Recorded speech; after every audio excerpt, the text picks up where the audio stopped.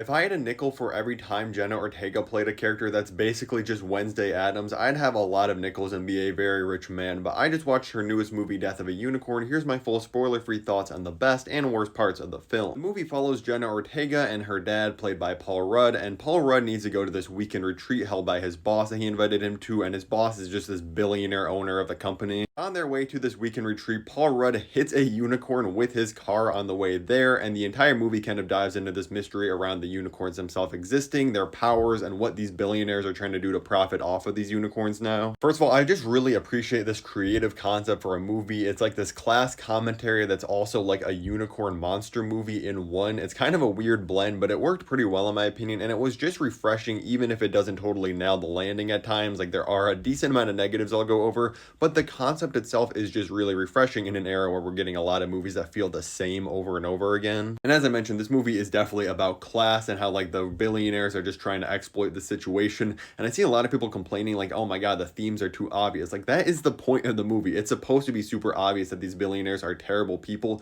I don't think that's a negative in any way, shape, or form. And the movie's being sold as a horror comedy, and they are definitely throwing a lot of jokes out there, and a lot of them kind of fall flat. I feel like they think it's a lot wittier and smarter humor than it really is in a lot of times. Like there was plenty of moments where it's like, oh yeah, you were obviously supposed to laugh at that, where I really just didn't. The only exception is Will Poulter's character. He plays the son of the billionaire. He is just hamming it up, going full goofball mode. It is just like a slapstick performance almost, and I was loving it. He is literally just the goofiest character I've seen in a long time, but he nailed it. Like, if you've seen him as Adam Warlock, it's honestly like a similar style of humor to the Guardians Volume 3 that he's pulling. Everybody else is playing it different though, and I kind of wish they were matching his energy. Now I need to go on a mini rant about Jenna Ortega. Nothing against her. I feel like it's more on the directors for kind of just typecasting her as this kind of like alt girl that's always like, oh, she doesn't get along with her parents. She's got these kind of weirdo beliefs that nobody else believes in. But I swear this is like the only character they cast her to play anymore. Like her character in Beetlejuice and Wednesday, basically the same exact person, just in 3 different movies. And like I said,